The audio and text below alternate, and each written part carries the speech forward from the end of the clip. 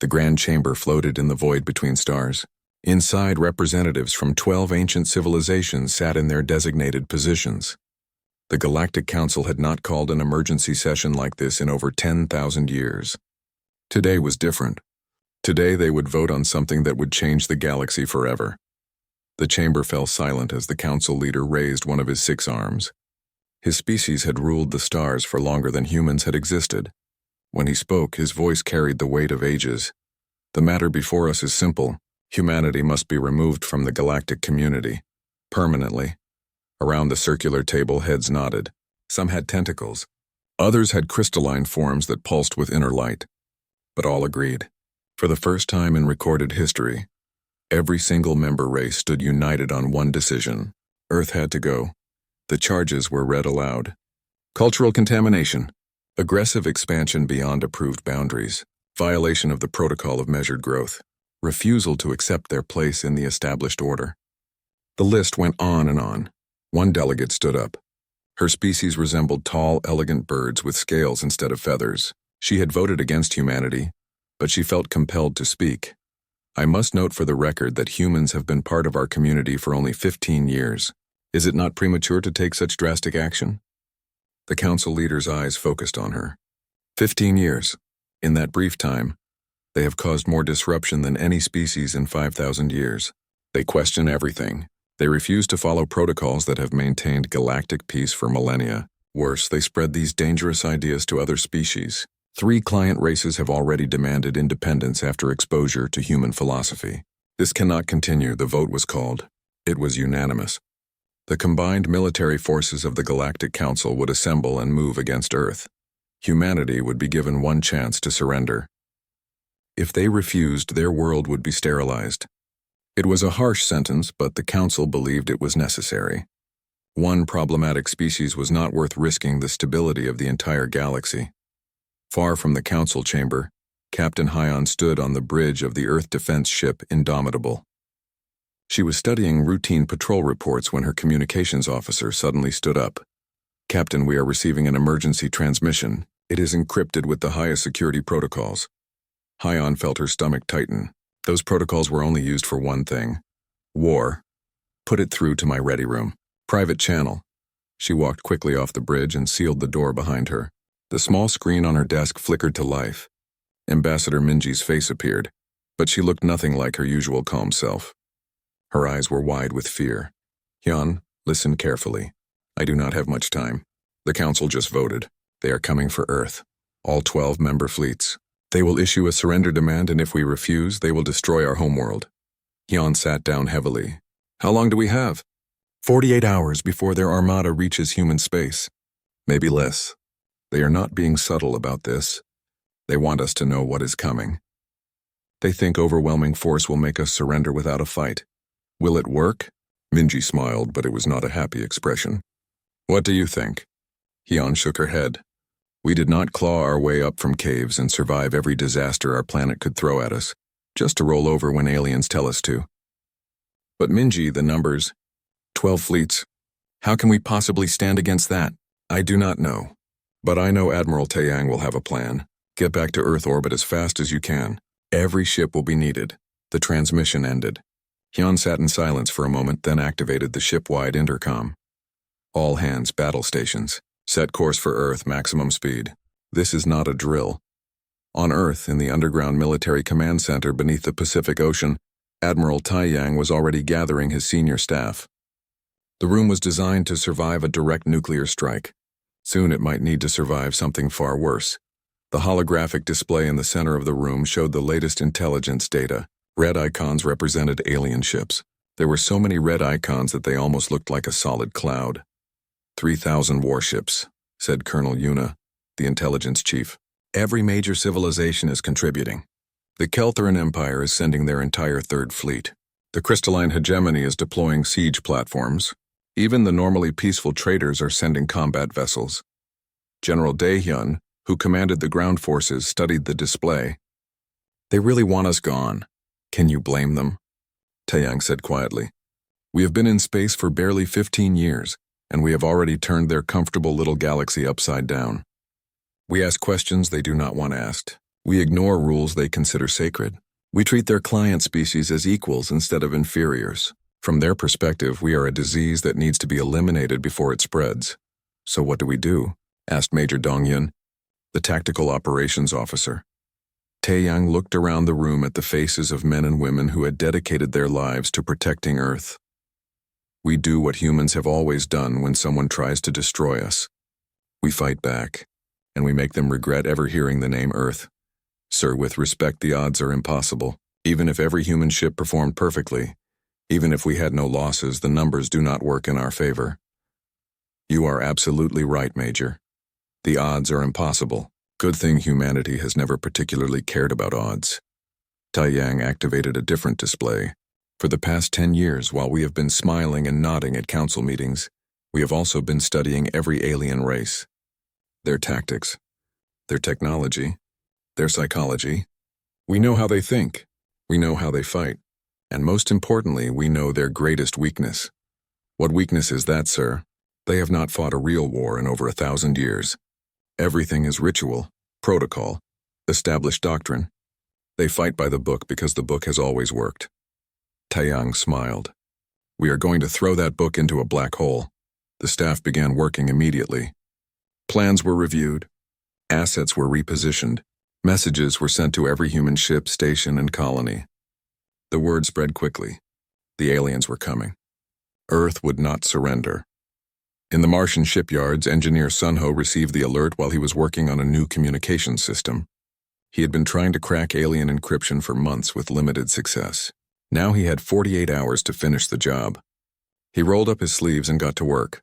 On the lunar mining colony, Sergeant Minho gathered his Special Forces unit. Pack your gear. Real gear, not training equipment. We deploy to Earth in 6 hours.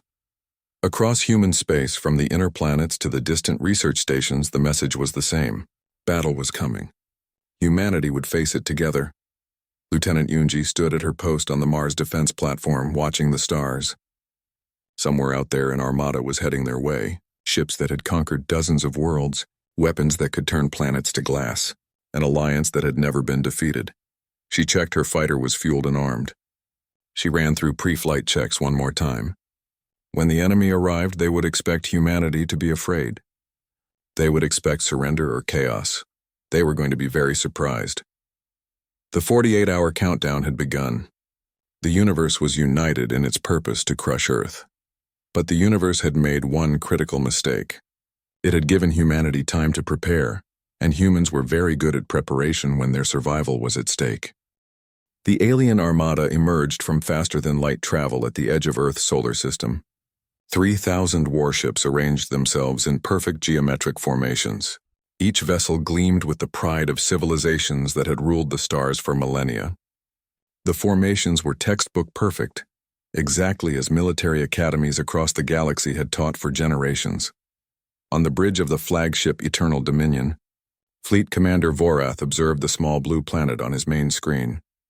It looked so fragile, so insignificant. He found it difficult to believe this tiny world had caused such concern among the council races. Communications officer, open a channel to the human government. All frequencies. The channel opened. Vorath began reading from the prepared statement. His voice was calm and authoritative. He had delivered surrender demands to 17 different species during his long career. This would be number 18. Attention, humanity. This is Fleet Commander Vorath of the Combined Galactic Forces. You are hereby ordered to power down all military installations, ground all spacecraft, and prepare for occupation. You have 6 standard hours to comply. Failure to surrender will result in the complete sterilization of your planet. These terms are not negotiable. Vorath out. He closed the channel and sat back in his command chair. Around him, his bridge crew worked quietly at their stations. Everything was proceeding normally. Now they would wait for the inevitable acceptance of terms. The response came in less than 2 minutes. A single word appeared on every screen in the alien fleet. The translation systems processed it and displayed it in 12 different languages. The word was simple and clear. No. Vorath blinked his 3 eyes in confusion. Communications replay that message. There must be an error in translation. The communications officer checked his systems twice. No error, Commander. The message is authentic. It came directly from their military command. The human response is a refusal. Vorath stood up from his chair. That is impossible. They cannot possibly believe they can win. Did they not see our fleet? Did our message not transmit properly? All systems functioned correctly, Commander. They received and understood the surrender demand. They simply chose to refuse it. Another officer spoke up. Commander, I am reading increased energy signatures from the inner planets. They are powering up weapons, systems, and launching additional spacecraft. Vorath felt something he had not experienced in centuries. Uncertainty. He opened a secure channel to the other fleet commanders. Within minutes, holographic projections of 11 other commanders appeared around him. They represented different species, but they all wore similar expressions of confusion. This is unprecedented, said Commander Telvan of the crystalline hegemony. Her form shimmered with agitated colors. Why would they refuse? Do they not understand mathematics? The outcome is already determined. Perhaps it is a cultural misunderstanding, suggested another commander. Some species have strange honor traditions. They may need to make a token resistance before surrendering. Vorath considered this. That would make sense, very well. We will wait the full 6 hours. When they realize we are serious, they will accept reality. On Mars Defense Platform 7, Lieutenant Yunji watched the alien formations through her tactical display. She had studied alien military doctrine for 3 years at the Academy. Everything she saw matched the textbooks exactly. They are not adapting to the environment, she said to her commanding officer, Major Dong-hyun, over the communication link. Look at their positioning. They are treating space like an ocean, arranging in naval formations. They are not accounting for 3-dimensional combat in zero gravity. Major Dong-hyun smiled grimly. They have not needed to adapt. When you win every battle for 1,000 years using the same tactics, you stop thinking about alternatives. What else do you see? Yunji studied the display more carefully. Their command ship is obvious. It is the largest vessel in the center of the formation. Their communication patterns are centralized. If we disrupt the flagship, the entire fleet coordination will suffer. Excellent observation, Lieutenant. Remember that for later. How is your fighter wing? Ready, sir. We have been ready since the countdown began. Good. Because in 4 hours, you are going to show these aliens what human pilots can do. Deep in Earth's command center, Admiral Taiyang was finalizing the battle plan with his staff. Captain Hyun had arrived just hours before, and now she stood with the other ship commanders, receiving their orders. They think this will be simple, Taiyang explained. They have overwhelming numbers, superior technology, and thousands of years of military tradition. They believe we will see their fleet and lose hope. They are counting on us being rational. Colonel Yuna pulled up a tactical map. The key to their strategy is intimidation. They want us to surrender without fighting. When we refuse, they will bombard us with long-range weapons, staying safely outside our defensive range. It is efficient. It is logical. It is exactly what we expected them to do. So we do not let them stay at long range, said Captain Hyun. We force them into close combat where numbers matter less than skill and aggression. Exactly. Captain, your ship will lead the first wave. Your mission is not to destroy the enemy. Your mission is to make them angry. Make them break formation. Make them chase you, Hyun grinned. Make them fight our kind of fight instead of theirs. Precisely. Everyone else, you know your roles. We have one advantage these aliens do not possess. We have spent our entire existence as a species fighting each other. We have perfected the art of war through thousands of years of practice. They have spent thousands of years maintaining peace through superior force. They know how to threaten. We know how to fight. General Daehyun raised a concern. Admiral, even with perfect tactics, the numbers are still against us. We can hurt them, but can we actually win? Taiyang was quiet for a moment. Honestly, I do not know, but I know we can make them regret coming here. I know we can make them pay for every mile of space they take. And I know that even if Earth falls, the rest of humanity scattered across the colonies will remember what we did here. They will continue the fight. We are not just defending one planet today. We are showing the entire galaxy that humanity does not surrender. The room fell silent. Every person present understood the stakes. Many of them would not survive the coming battle. But they would make it a battle the galaxy would never forget. On the lunar base, Engineer Sunho finally cracked the alien encryption. His hands shook from exhaustion and too much coffee, but he had done it. He immediately transmitted his findings to Fleet Command. The aliens were using quantum-entangled communication across their entire fleet. It was secure, sophisticated, and completely reliable. It was also predictable. Sunho had found a way to inject false data into their network. He could not control their ships, but he could confuse them. In the chaos of battle, confusion could be just as deadly as weapons. Sergeant Minho and his Special Forces team were loading equipment onto a drop shuttle. They were preparing for the worst-case scenario. If the aliens broke through and landed ground forces, Minho's team would lead the resistance. He checked his rifle one more time and looked at his squad. Listen up. If they come down here, they will expect us to fight like civilized soldiers. Organized by the rules, following military protocol. His team grinned. They knew what was coming next. We are not going to do that. We are going to fight like humans, dirty, unpredictable, using every trick we know. We are going to make them wish they had stayed in space. Back in orbit, the 6-hour deadline was approaching. Fleet Commander Vorath watched the timer count down. Surely the humans would see reason now. Surely they would accept the generous terms of surrender. The timer reached 0.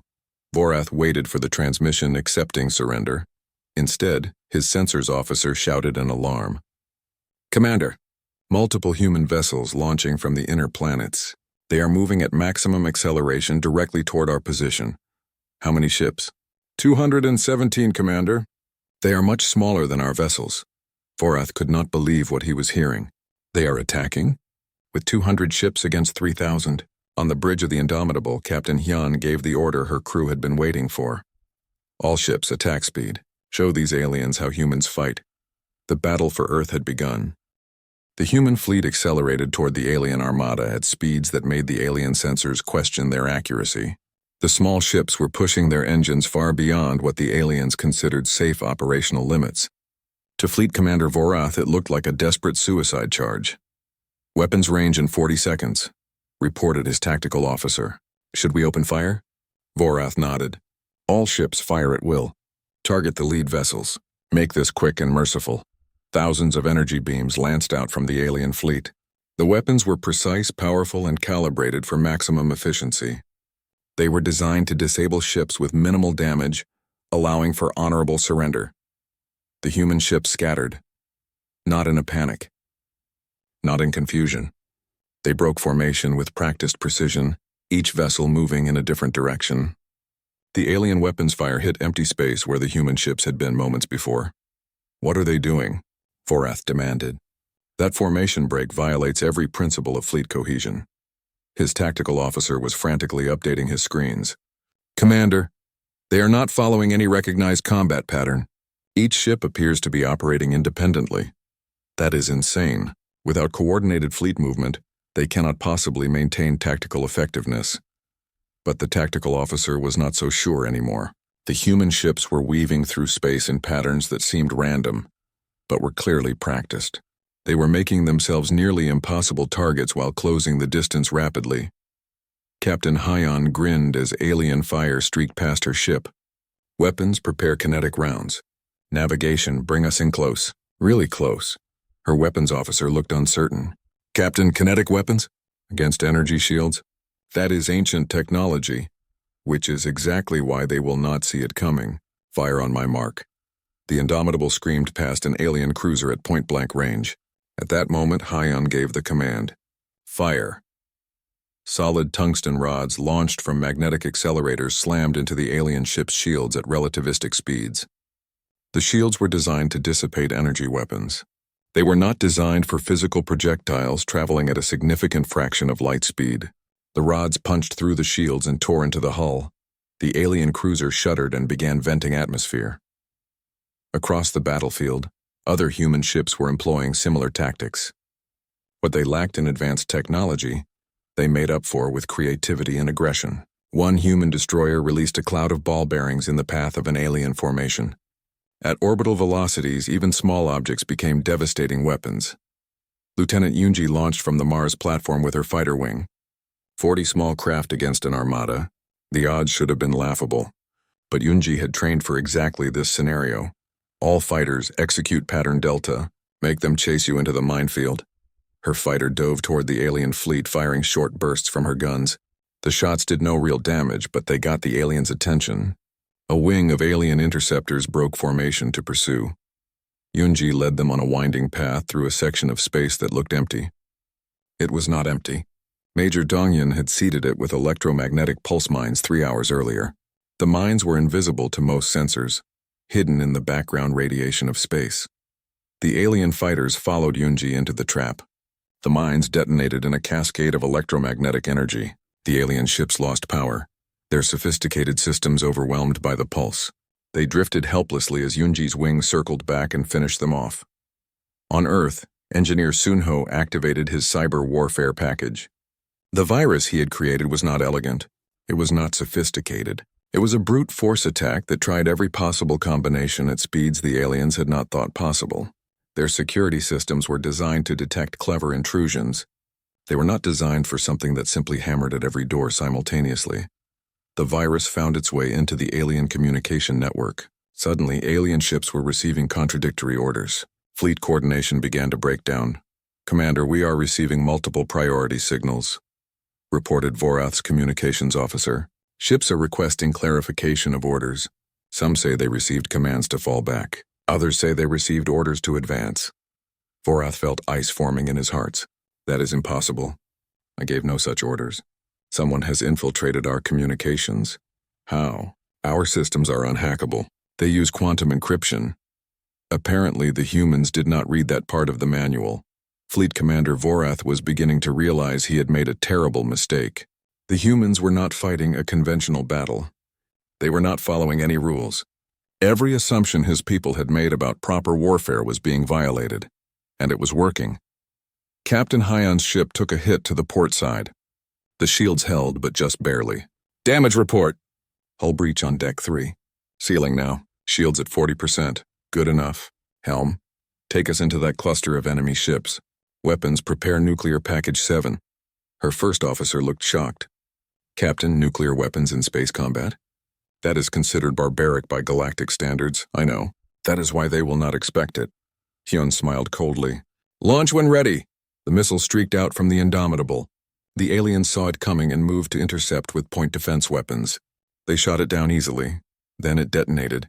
The electromagnetic pulse from the nuclear explosion washed over a dozen alien ships. Their delicate systems flickered and failed. The aliens had evolved past such crude weapons millennia ago. Their ships were not hardened against nuclear effects because no civilized species used them anymore. Humanity had never stopped being uncivilized. Pilot Jiwon had a different kind of mission. She flew a small fighter that the aliens barely noticed in the chaos of battle. Her ship was loaded with a single large cargo container. She aimed directly at an alien carrier. "Control, this is Jiwon. Beginning suicide run on target Alpha." "Negative, Jiwon. Do not sacrifice yourself." "Who said anything about sacrifice? Trust me." Her fighter accelerated to maximum speed, heading straight for the carrier's hangar bay. The aliens finally noticed her and opened fire. Jiwon waited until the last possible second, then ejected. Her fighter, now unmanned, continued on its trajectory. The aliens, seeing the pilot eject, assumed the ship was disabled and stopped firing at it. The fighter sailed into the hangar bay and detonated its cargo. The explosion tore through the carrier from the inside. Secondary explosions rippled across the massive ship. As fuel lines and ammunition stores caught fire, the carrier began to list, no longer able to maintain position. Jiwon's ejection pod fired its thrusters and returned to friendly lines. She was picked up by a rescue shuttle 15 minutes later, grinning the entire time. Across the battlefield, the pattern repeated. Human forces were using tactics the aliens had never encountered: ramming attacks, false retreats that led into ambushes, weapons that should have been obsolete proving devastatingly effective, and, most importantly, a complete willingness to take risks that no sane military force would consider. After 4 hours of combat, Fleet Commander Vorath looked at the casualty reports and felt something he had never experienced before: fear. His fleet had lost over 300 ships. The humans had lost 70. At this rate, the numbers would not matter. The humans were willing to trade losses at a ratio that would destroy his fleet before Earth fell. "Get me the other fleet commanders. Emergency conference now." When the holographic images appeared, Vorath saw his own fear reflected in their faces. "We need to reconsider our approach," said Commander Telvan. "These humans are not fighting like any species we have encountered. They are not fighting to win, added another commander. They are fighting to hurt us as much as possible. They are accepting casualties we would consider unacceptable. Vorath nodded slowly. I am beginning to understand. When we threaten their home, they do not calculate odds of victory. They only calculate how much damage they can do before they fall. That makes them exponentially more dangerous than we anticipated. What do we do? Vorath looked at the tactical display, watching the small human ships darting between his massive vessels like insects. Deadly, persistent insects. We adapt, we learn, and we show them that numbers still matter. Reorganize the fleet into smaller, more flexible formations. Stop trying to fight them with conventional tactics. If they want chaos, we will give them chaos. But deep in his mind, a thought was forming, a dangerous thought for a military commander. What if the Council had been wrong about this? The battle for Earth was far from over. But already the galaxy's assumptions about humanity were being shattered. 3 weeks into the war, Fleet Commander Vorath sat in his command chair and reviewed reports that made no sense. His fleet had superior numbers, superior technology, and superior training. Yet they were losing ships at an alarming rate while the humans seemed to multiply like a virus. How many human vessels now? He asked tiredly. 412, Commander. Up from 200 at the start. That is impossible. We have destroyed over 100 of their ships. Where are the new ones coming from? His intelligence officer brought up a display. Sir, they are converting civilian craft, cargo haulers, mining vessels, even passenger ships. They weld weapons onto anything that has an engine and send it into battle. Vorath felt a headache forming behind his eyes. That violates every rule of warfare. Civilian craft are supposed to be protected. The humans do not appear to recognize that distinction, sir. To them, every ship is a potential weapon. Every citizen is a potential soldier. While the space battle continued, Colonel Yuna was implementing a different kind of warfare from her station on Earth. She sat in a dark room surrounded by screens, each showing lines of code that flowed like rivers. Target Package 7 is ready, reported one of her technicians. The virus is loaded and prepared for transmission. Yuna nodded. Send it on all frequencies. Let us see how they handle this. The virus was not designed to destroy alien systems.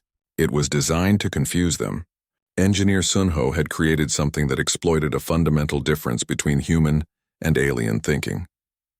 Alien systems were logical, precise, and predictable. They expected input to follow specific formats. The human virus sent random, chaotic data that made no logical sense.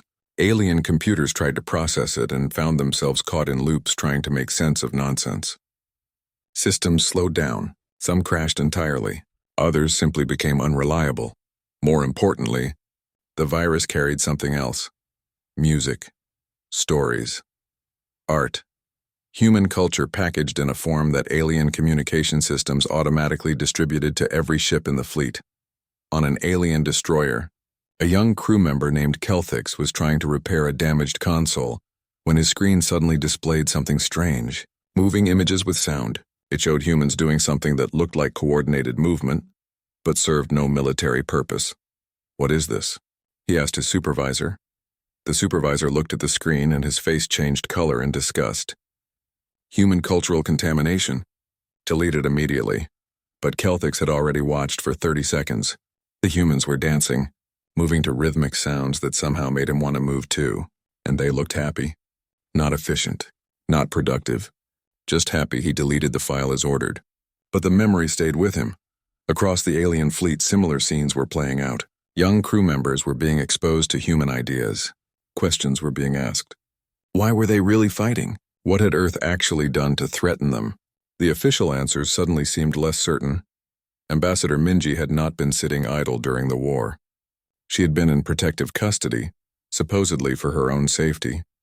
In reality, the Council wanted her silenced. But humans were very good at escaping from places they were not supposed to leave. She had help from an unlikely source. A junior guard named Poltheon had been assigned to watch her. During the long hours of guard duty, they had talked. Minji had told him about Earth, about human history, about how humanity had overcome countless obstacles to reach the stars. Why do your people fight so hard? Poltheon had asked one day. Because we do not know how to give up, Minji had replied. Every time something tried to destroy us, we found a way to survive. It is not about being strong. It is about being stubborn. Poltheon thought about his own people. They had been part of the galactic community for so long that they had forgotten what it meant to struggle. Everything was provided. Everything was ordered. Everything was safe. Was that really living? One night, Pultheon made a decision. He deactivated the security system and opened Minji's cell. Go. Tell your story to the galaxy. Minji did not waste the opportunity. Within hours, she was broadcasting from a hidden location. Her message went out on every channel, bypassing official censorship. People of the galaxy, you have been told that humanity is a threat. You have been told we must be destroyed. I ask you to consider who is telling you this. The same council that decides what you can see, what you can say, what you can think. They say we are dangerous. They are right. We are dangerous to them because we ask questions. We challenge authority. We believe individuals matter. On Earth, Dr. Siak was analyzing the psychological impact of the war on the alien forces. He had spent years studying alien species, and now that knowledge was proving invaluable. Admiral, I believe we can exploit a critical weakness in their coalition, he reported to Taeyang. What weakness is that, Doctor? They are not really united. The Council forces them to cooperate, but many of these species do not like each other. Some have historical grievances going back thousands of years. The only thing holding them together is the Council's authority and their belief in certain victory. If we can shake that belief, their alliance will crack. Admiral Taeyang considered this. What do you suggest? We have captured several alien vessels intact. Let us return them, unharmed, with messages for their home governments. Show them that humans are not the monsters the Council claims we are. It was a risky strategy, but Taeyang had learned that risk was humanity's greatest weapon. The first returned ship arrived at the Keltharian home fleet with its entire crew alive and well. The prisoners reported that they had been treated fairly, given medical care, even fed meals prepared to their dietary requirements. Some reported having long conversations with their human captors about philosophy, art, and the nature of civilization. The Keltharan fleet commander did not know what to make of this. Enemies did not treat prisoners well. Enemies were supposed to be cruel. That was what made them enemies. He sent a private communication to Fleet Commander Vorath. We need to talk about this war. Something is not right. Sergeant Minho was leading a different kind of mission. His Special Forces team had infiltrated an alien listening post on one of Jupiter's moons. Their mission was not to destroy it. Their mission was to reprogram it. How much longer? Minho whispered to his team's technical specialist. 2 more minutes. I am uploading the new broadcast package now. The listening post had been transmitting human military communications back to the alien fleet. Now it would transmit something different. Recorded messages from alien prisoners talking about their treatment. Images of Earth, information about human culture and values. It was propaganda, but it was true propaganda. The aliens had expected monsters. They were finding people. Back in space, Captain Hyon was pursuing a damaged alien cruiser when her communications officer received an unusual signal. Captain, we are being hailed by the cruiser. They are asking to discuss terms of surrender. Hyon was surprised. Surrender? They still have functioning weapons. They could keep fighting. Yes, Captain, but they are choosing not to.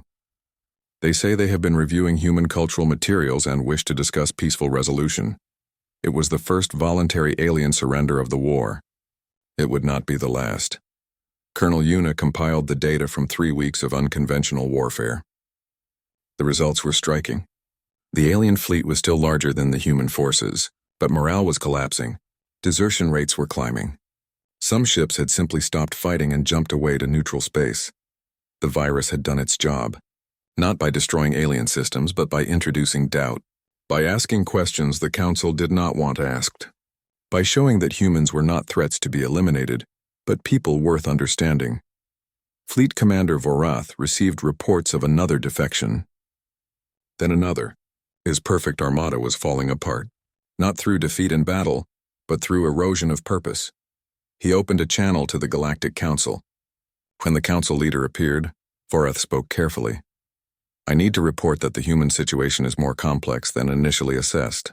I request permission to negotiate terms. The Council leader's expression hardened. There will be no negotiation. You will complete your mission. With respect, sir, I am not certain the mission is achievable or advisable. Then you are relieved of command.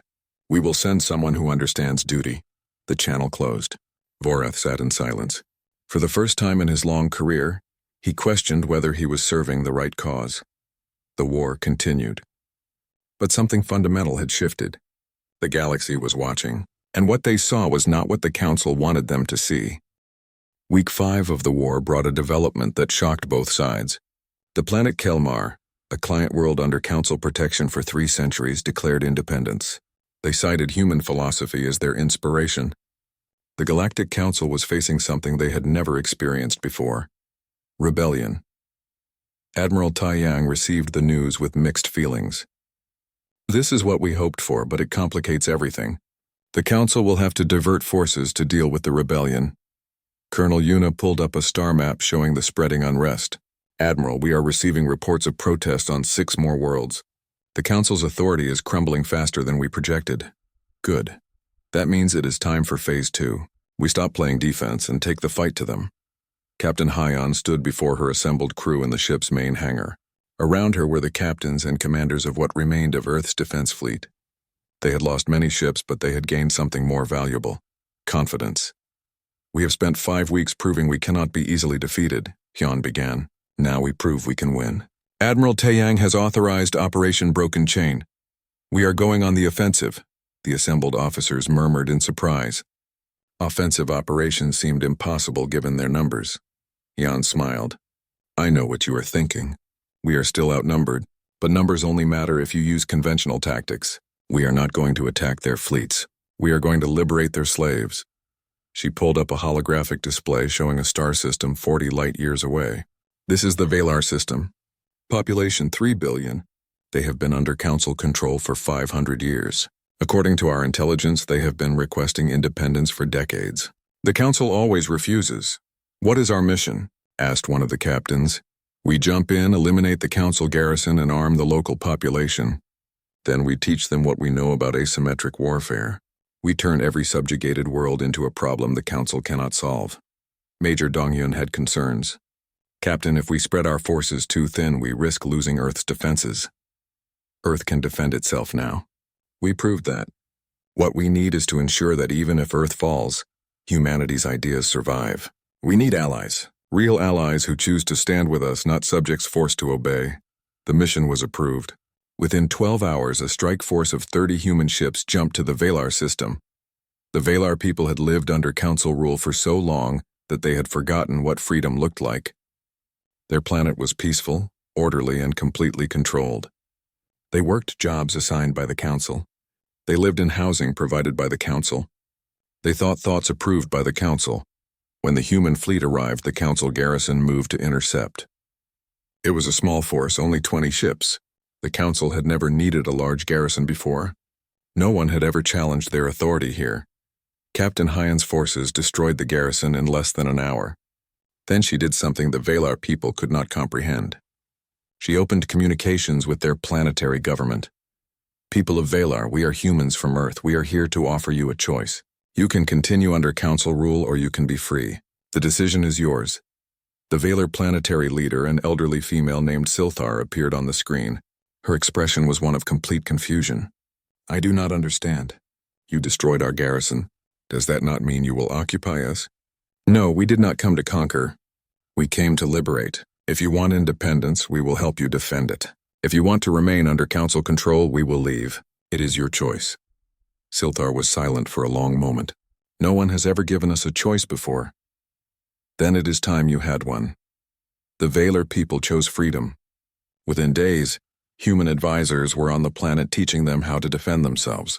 Engineer Sunho transmitted schematics for weapons that could be manufactured with their existing technology. Sergeant Minho's Special Forces team trained local volunteers in guerrilla tactics. Most importantly, Ambassador Minji helped them draft a Declaration of Independence. It was broadcast across the galaxy. We, the people of Valar, declare ourselves free. We thank the humans of Earth for showing us that freedom is possible. We call upon all subjugated peoples to throw off their chains. The message spread like fire through dry grass. On dozens of worlds, people began to question, to protest, to demand rights they had never known they could have. The Galactic Council convened an emergency session. The council leader addressed the assembled representatives with barely controlled rage. This is exactly what we feared. The human contamination is spreading. If we do not stop this now, the entire galactic order will collapse. Commander Telvin spoke up. Perhaps the order deserves to collapse. I have reviewed the reports from the front lines. The humans are not the monsters we claimed. They treat prisoners well. They offer choice instead of domination. Maybe we are the ones who have been wrong. The council leader slammed his appendage on the table. You are relieved of your command. Security, remove her. But the security forces did not move. They stood still, uncertain. Some had been listening to human broadcasts. Some had been questioning their orders. The council was discovering that authority only works when people choose to obey it. On Earth, Dr. Siok was analyzing the cultural impact of the war. His findings were remarkable. Admiral, we have fundamentally changed the galactic dynamic. For thousands of years, the Council maintained peace through superior force and rigid control. We showed an alternative. Freedom, chaos, and the right to choose. These ideas are more powerful than any weapon. Admiral Taeyang nodded. Ideas are the one thing that cannot be killed with warships. But Doctor, we need to be prepared. The Council will not surrender their power easily. They will escalate. He was right. The Council made a decision that would change everything. If conventional warfare could not defeat humanity, they would use unconventional methods. They would use their ultimate weapon. Lieutenant Yunji was on patrol when her sensors detected something that made her blood run cold. 6 massive ships had entered the solar system. Not warships. Something worse. Command, this is Yunji. I am reading 6 Dreadnought-class vessels. They are equipped with planetary siege weapons. Back at command, every face turned pale. Planetary siege weapons were planet killers. They could crack a world's crust and turn it into molten rock. They were banned by every galactic treaty. The Council was so desperate they were willing to commit genocide. Admiral Taeyang looked at the strategic display. The dreadnoughts were moving slowly but steadily toward Earth. They would be in firing position in 72 hours. Get me all senior staff. Now. Within minutes, the command center was full. Every face showed the same expression. Fear mixed with determination. They are coming to kill our world, Taeyang said simply. We have 3 days to stop them. Options? Captain Hyon spoke first. I can take the Indomitable and ram one of them. Maybe 2 if I am lucky. That leaves 4 planet killers. Next, Major Donghyun suggested a mass fighter attack. Colonel Yuna proposed cyber warfare. Engineer Sunho thought he could overload their power systems.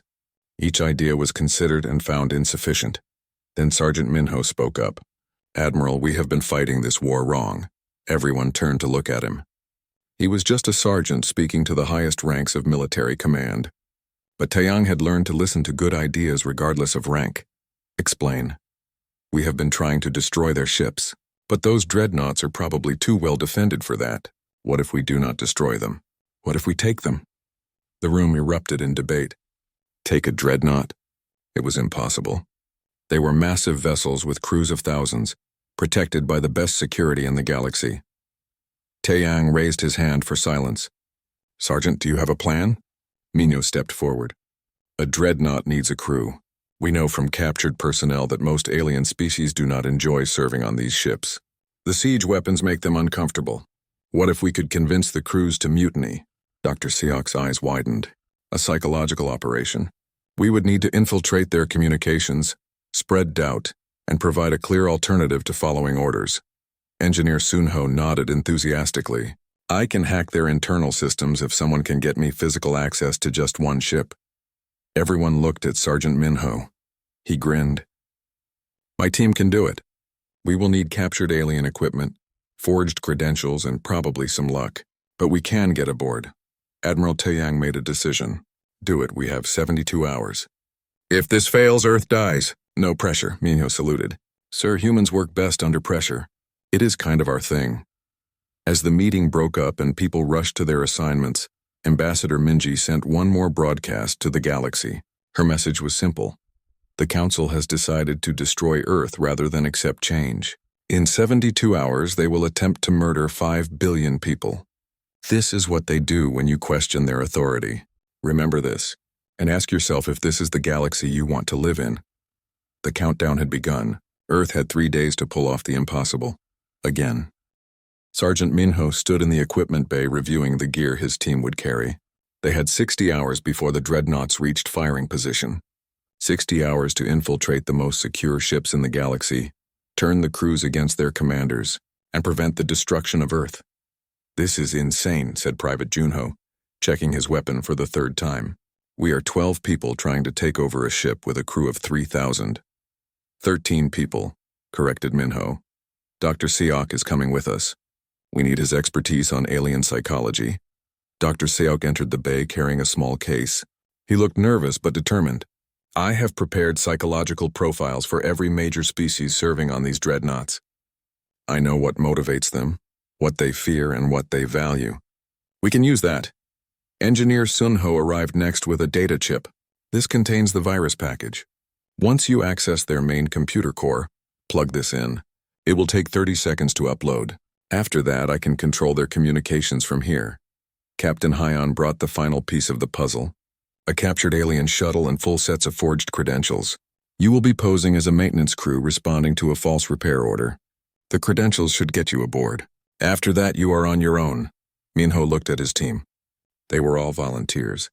They all knew this was likely a one-way mission. But not one of them hesitated. "Listen up. Our mission has 3 phases. First, we get aboard using the fake credentials. Second, we access the computer core and upload the virus. Third, we help the crew organize a mutiny." "Questions?" "What if the crew does not want to mutiny?" asked one of the soldiers. Dr. Seok answered. "Then we remind them what they are being asked to do. Most sentient beings do not enjoy being accessories to genocide. We just need to give them an alternative."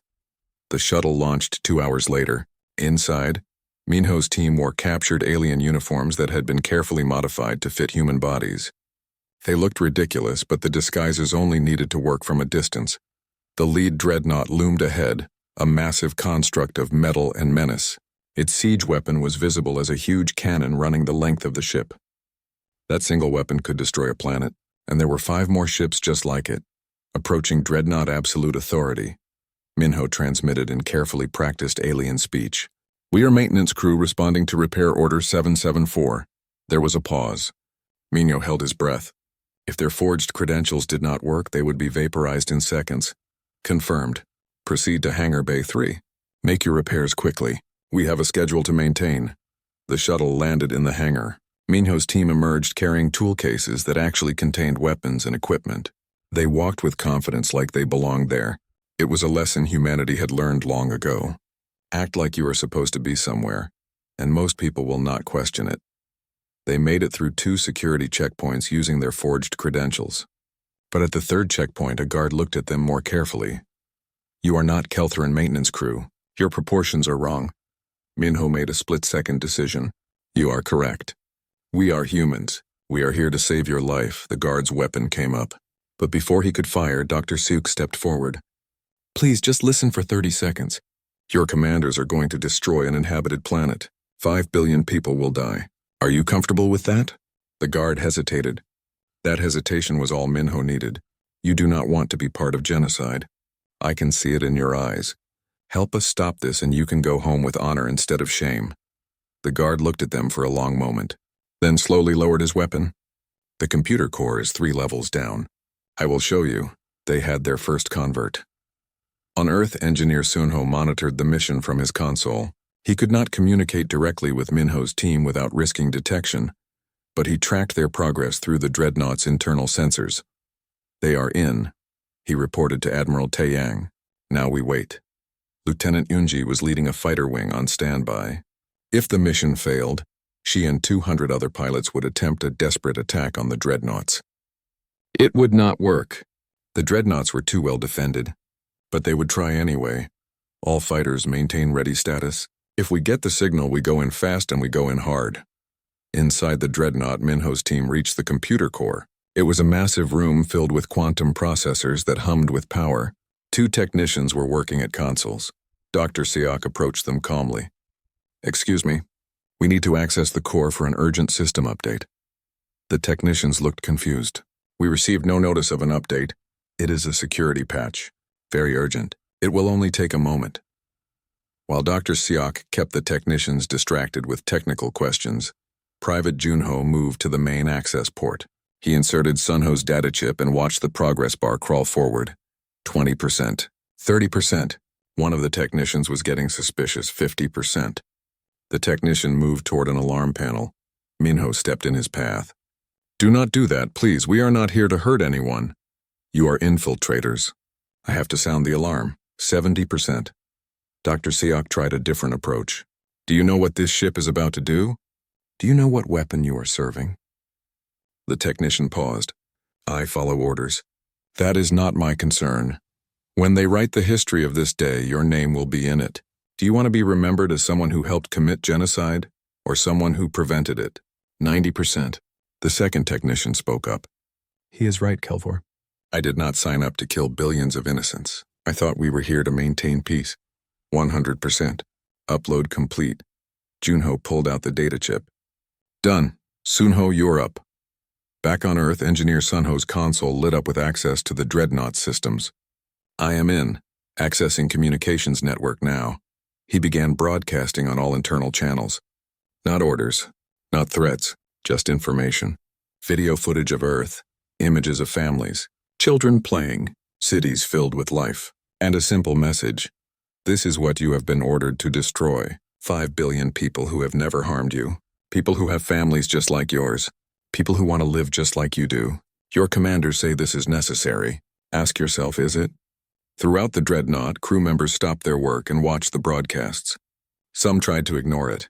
Others found themselves unable to look away. In the ship's mess hall, a group of junior officers gathered. One of them spoke quietly. This is not right. We signed up to defend the galaxy, not murder planets. If we refuse orders, we will be executed for mutiny. If we follow orders, we become monsters. Which is worse? Similar conversations were happening throughout the ship. The seed of doubt was planted. Now it needed to grow. Sergeant Minho's team moved through the ship spreading their message in person. They talked to crew members, showed them evidence of council corruption, explained that the war was not about defense but about maintaining power. Many crew members were receptive. Some were angry. A few reported the infiltrators to security. Minho's team had to move fast, staying ahead of the security forces while building support among the crew. Dr. Siak found the ship's chief medical officer, a being who had dedicated her life to healing.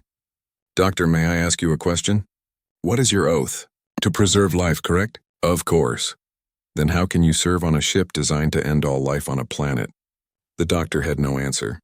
She had been asking herself the same question for weeks.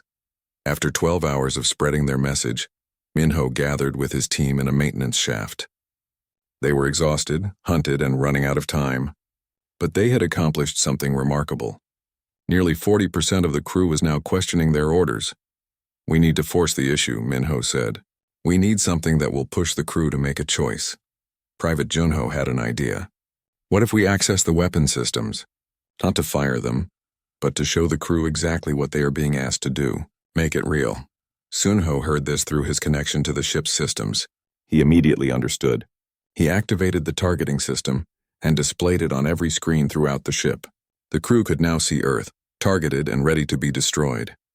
They could see the population centers, the cities, the markers showing exactly how many people would die.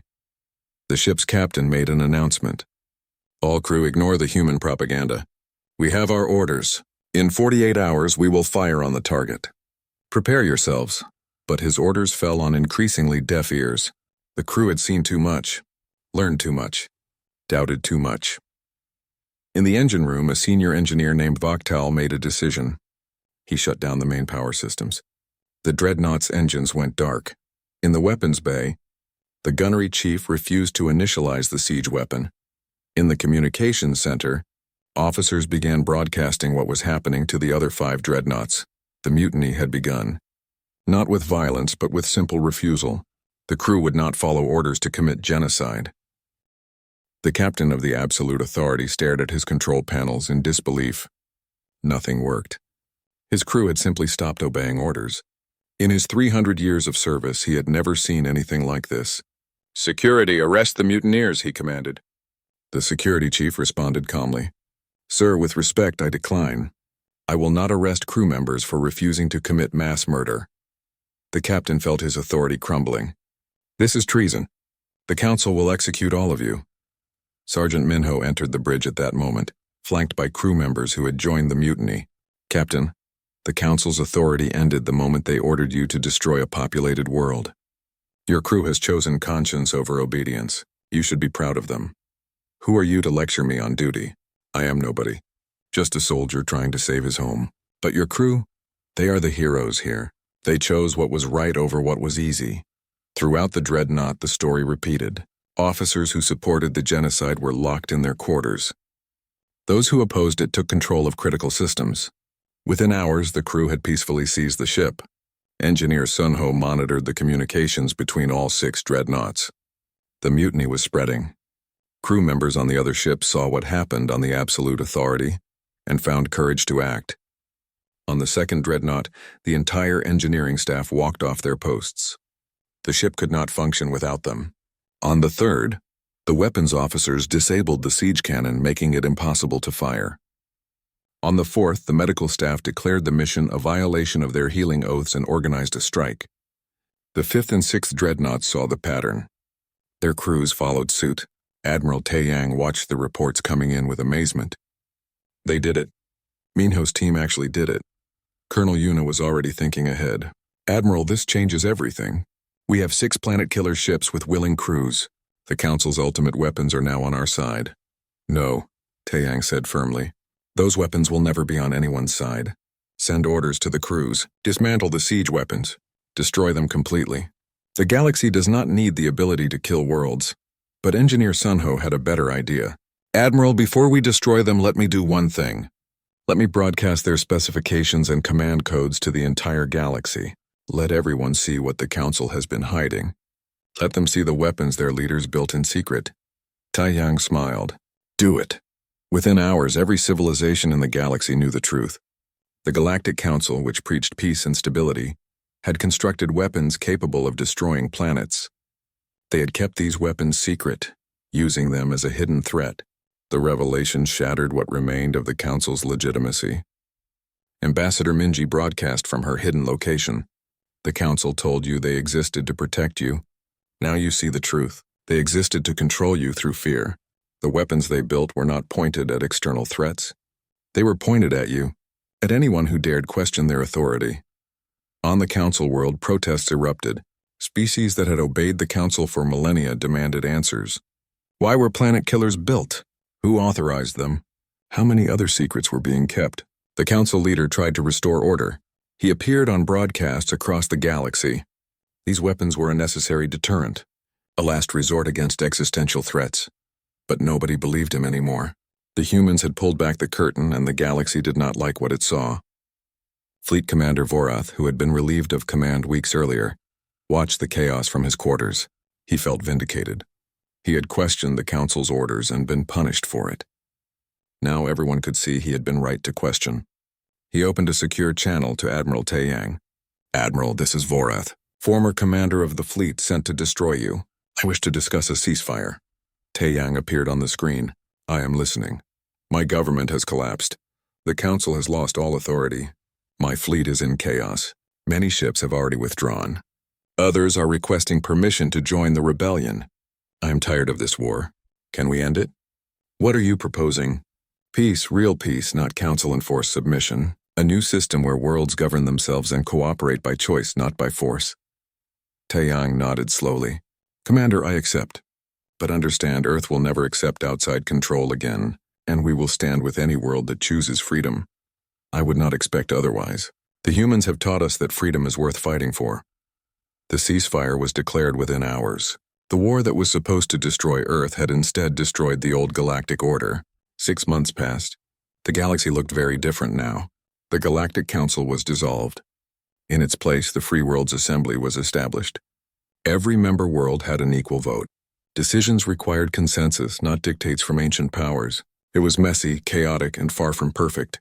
It was also more just than anything the galaxy had seen in millennia. Ambassador Minji helped draft the founding charter. She insisted on including a simple principle. No world may impose its will on another. No being may be compelled against their conscience.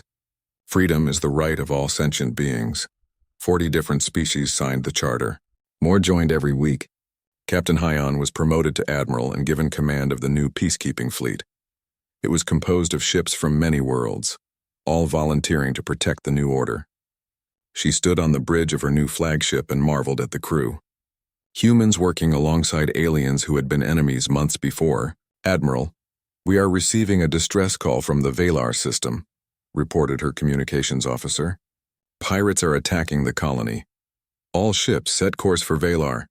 Let us show the galaxy what the peacekeeping fleet can do." The fleet jumped to faster-than-light speed. The old council would have sent a warship to punish the pirates. The new fleet sent help to protect the victims. It was a small difference, but it mattered. Lieutenant Yunji gave a lecture at the Earth Military Academy. The classroom was full of young cadets eager to hear from a combat veteran of the Earth War. One cadet raised his hand. "Lieutenant, everyone says humans won because we had a secret weapon. What was it?" Yunji smiled. "We did not have one. We had something better. We had stubbornness. We had creativity. We had the absolute refusal to give up even when every logical calculation said we should. The aliens studied military science for thousands of years. We studied survival for millions. When they threatened our home, they awakened something primal in us."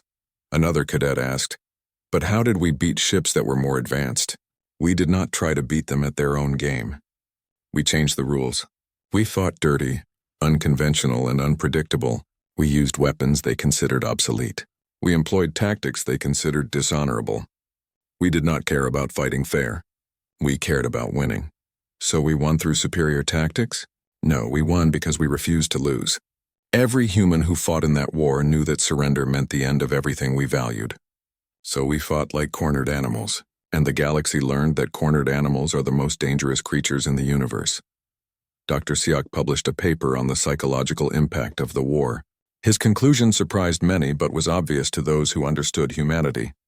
The aliens united to crush Earth because they feared what we represented: change, chaos, questions. In trying to eliminate that threat, they proved our point. Their rigid order was fragile. Our chaotic freedom was resilient. They thought they were strong because they had big ships. We were strong because we had strong ideas. In the end, ideas won. On a freed world once controlled by the Council, former slaves erected a monument. It showed a human reaching out a hand to an alien, helping them stand. The inscription read simply, "They showed us freedom was possible." Sergeant Minho visited the monument during a diplomatic mission. A local child approached him shyly. "Are you really one of the humans who fought the Council?" "I am." "Were you scared?" Minho knelt down to eye level with the child. "Terrified. Every single day. But being brave does not mean not being scared. It means being scared and doing what needs to be done anyway. What happens now? Is the galaxy safe? No, there will always be new threats, new challenges. But now we face them together, as free people making free choices. That is what we fought for." Engineer Sunho retired from military service and opened a school teaching alien species about human technology and philosophy. His most popular class was titled, "Why Simple Solutions Are Often Better Than Complex Ones." Humans reached the stars later than most species, he would tell his students. But we brought something unique. We brought the memory of struggle. We brought adaptability earned through hardship. The galaxy had become comfortable. We reminded them that comfort is not the same as strength. Admiral Taeyang gave one final speech before retiring. He stood before the Free World's Assembly, representing Earth. 6 months ago, the galaxy united to destroy us. Today we stand together as partners. What changed? Not human nature, not alien nature. What changed was understanding. You learned we were not monsters. We learned you were not all tyrants. We all learned that the real enemy was not each other. It was the system that forced us into conflict. He paused and looked around the chamber at the hundreds of species represented.